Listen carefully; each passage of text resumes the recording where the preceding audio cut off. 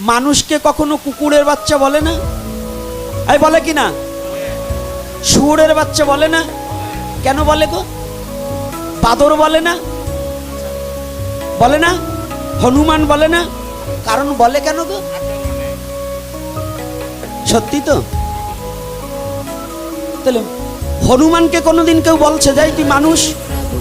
শুয়োরে কেউ কোনোদিন বলছে তুই মানুষ? শুয়োরে বকা দিয়েছে? আচ্ছা, কুকুরে কোনোদিন বলছে তুই মানুষ? বলে? এই ভালো করে বুঝবেন, আজকের কথাটা একটু অন্য কায়দায় বলবো।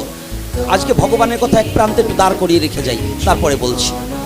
তাহলে মানুষকে বলছে শুয়োরের বাচ্চা, কুকুরের বাচ্চা, হনুমানের বাচ্চা, হ্যাঁ বলছে না? বাদরের বাচ্চা বলছে কিনা? কিন্তু অথচ একটা পশুকে কখনো গাধা বলে, গদ্ধব বলে, বলে কিনা? কাকে বলে? মানুষকে। কিন্তু কোনোদিন জীবনে শুনেছেন একটা গাধাকে কোনোদিন বলছে এই মানুষ? এই বলে? তাহলে পশু তার ধর্ম ঠিক রাখে, এখানে বুঝবার বিষয়। পশু তার ধর্ম ঠিক রাখছে, পশুর ধর্ম ঠিক আছে, এজন্য তাকে কখনো অন্য কিছু বলা হয় না। ঘোড়াকে কোনোদিন গাধা বলেনি, গাধাকেই গাধা বলে, ঘোড়াকে ঘোড়া বলে। কিন্তু আমরা যে এত সৃষ্টির শ্রেষ্ঠ জীব মানুষ, মানুষকে দেখলে মানুষের এত ভক্তি জাগে, মানুষের প্রতি মানুষের এত বিশ্বাস, মানুষের প্রতি মানুষের এত টান, তাহলে মানুষকে কেন গাধা বলে গো? মানুষকে কেন শুয়োর বলে?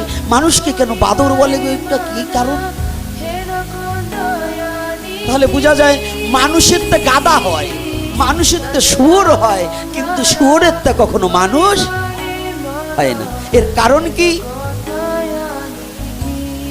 এর মূলত কারণ হচ্ছে মানুষ যখন তার মনুষ্যত্ব হারিয়ে ফেলে, পশুত্ব আচরণ প্রবেশ করে হৃদয় মাঝে, ওই পশুত্ব আচরণে যখন বাহ্যিক দৃষ্টিতে কোনো ভক্ত, কোনো জ্ঞানীজন দর্শন করে, তখন ওই জ্ঞানীজন তাকে আখ্যায়িত করে ওর তো এই স্বভাব, গাধার মতো স্বভাব, তাই বলছে তুই গাধা। দেখছে শুয়োরের মতো স্বভাব। শুয়োরের স্বভাব কি? আপনি আদর করে কচু গাছ লাগিয়েছেন, আপনি ভগবানের সেবায় দেবেন আর কিংবা আপনি সেবা করেন। শুয়োর যদি দেখে কচু গাছের গোড়া খুঁজবে কি না?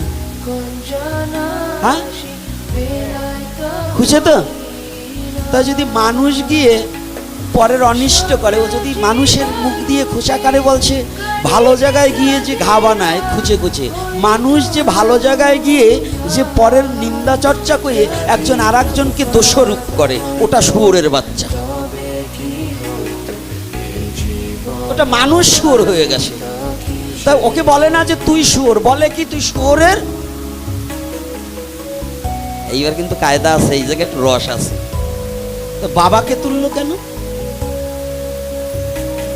এই যুবক ছেলে পেলে ভালো করে শুনবা, এই বুড়ো কয়টার এ শুনে কোনো লাভ নাই। অগো কাজ সারা, বুড়ো কয়টার কাজ সারা। এই শুয়োরের বাচ্চা বলে কেন? শুয়োর না বলে শুয়োরের বাচ্চা বলে কেন? এর কারণ কি? এটা কোনো এপিসোডে দেই নাই, আজকে এই এপিসোডে দেব। বাংলা ভারতের যতগুলো এপিসোড করেছি আমি, যেখানে যেখানে মহাপ্রভু আপনাদের চরণে আশীর্বাদে নিয়েছে, এই কথাটা কোথাও বলিনি। আজকে এই কথাটা কেন এসে গেছে আমি জানি না। আজকে নতুন একটা কথা হবে যে সনাতন গোস্বামীকে মহাপ্রভুর কাছে দাঁড় করিয়ে রেখে আসছি, ওখানে আবার পড়ে যাও। কিন্তু এই আমি অপকর্ম করছি, আমাকে শুয়োর না বলে বলছে শুয়োরের বাচ্চা, কি বলে কিনা?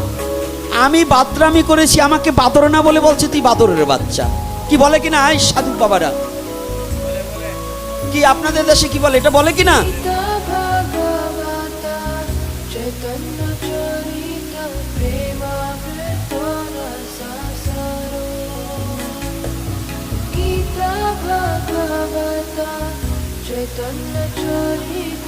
আরে বলতেছি, বাঘের বাচ্চা বলে কেন? এর তত্ত্ব আছে যে বেশি মাংস টাংস খাইয়া শরীর তাগড়া টুকরা করছে, ওইটারে বাঘের বাচ্চা বলে, মানে ওইটার হিংসা বেশি।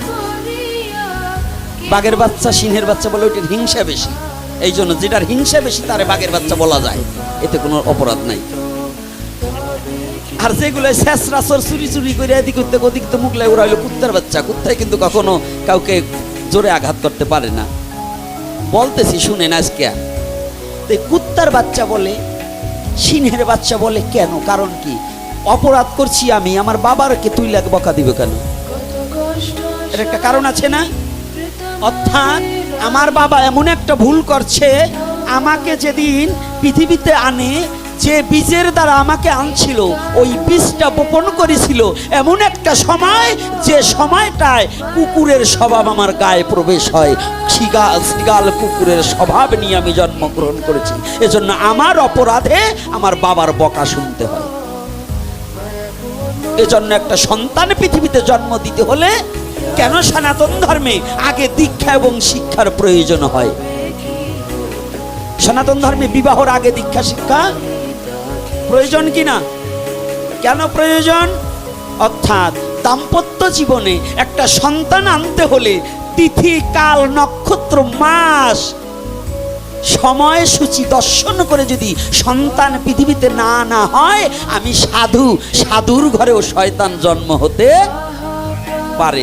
এজন্যই শয়তান জন্ম দিলে বাপ মা তুলে বকা শুনতে হয়। বাবা সাধু, কিন্তু ছেলের জন্য বাবারও বকা শুনতে হয় কি না বলুন?